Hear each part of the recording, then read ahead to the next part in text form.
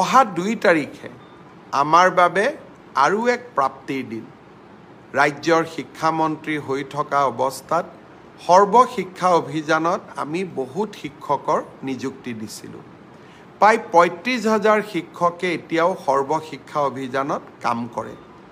বহু সময়ত বহু লোকে প্ৰশ্ন কৰিছিল, এওঁলোকৰ চাকৰি নাথাকিব, এওঁলোকৰ চাকৰি গুচি যাব। 2011-12 চনৰ পৰাই এনেকুৱা বিতৰ্কই আমাৰ সমাজ জীৱনখনক আক্ৰান্ত কৰি আহিছিলে। অহা 2 তাৰিখে আমি যোগ্য বুলি বিবেচিত প্ৰায় 24,000 শিক্ষকক চৰকাৰৰ আওতালৈ আনিম। অৰ্থাৎ এওঁলোক এতিয়াৰ পৰা চৰকাৰী শিক্ষক হ'ব।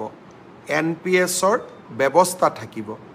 আৰু ফেমিলি কোনোবা শিক্ষক যদি অকালতে মৃত্যু হয়, পৰিয়ালটোৱে পূৰ্ণ দৰমহা পাব, পেঞ্চনৰ ব্যৱস্থা হ'ব।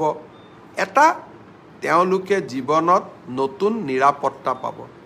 2 তাৰিখে মই সকলো নিৰ্বাচিত শিক্ষকক আমাৰ খানাপাৰা ফিল্ডলৈ নিমন্ত্ৰণ জনাইছোঁ। তাতে আমি নিয়োগ পত্ৰসমূহ বিতৰণ কৰিম।